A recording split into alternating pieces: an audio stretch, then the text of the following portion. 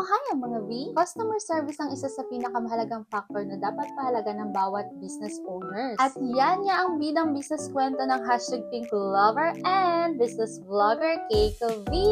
For today's video, at ngayon ay habang nag-unboxing nga tayo ng in-order natin sa Labor, ay ikikwento ko po sa inyo ang ilan sa mga nabasa ko tungkol sa history ng Labor Salon. Ito na nga mga V, bali tatlong magkakapatid nga po ang may-ari ng Labor Salon. At dahil nga po sa unsatisfactory na naranasan ng isa sa tatlong magkakapatid ay nagsimula nga po ang kanilang business. Year 2006 nga po sila nagsimula at ang pinaka-pioneer branch nila ay sa Makati. Nagsimula sila sa 200,000 na kapital na inambag-ambagan nilang tatlo na 70,000 each. Kagaya nga ng sabi ko sa umpisa, customer service ang kanilang pinaka-focus kasi naniniwala sila na ang mabisang brand ambassador ay yung mga customer nila, lalong-lalo na yung mga unang-una nilang mga naging customer. At alam nyo ba, mga bing matagal nga rin sila bago nagkaroon ng net profit or kita. At para nga din mag-expand yung kanilang business ay naisipan nilang mag-franchising. At ang isa sa kanilang loyal customers ang unang nag-franchise. At talaga naman na ang yung mga customers na magiging brand ambassador mo. Kagaya ko dati, hindi ko alam ang Labor pero meron kasi akong isang office mate na nag-recommend sa akin at itry nga ang underarm waxing ng Labor. Siguro mga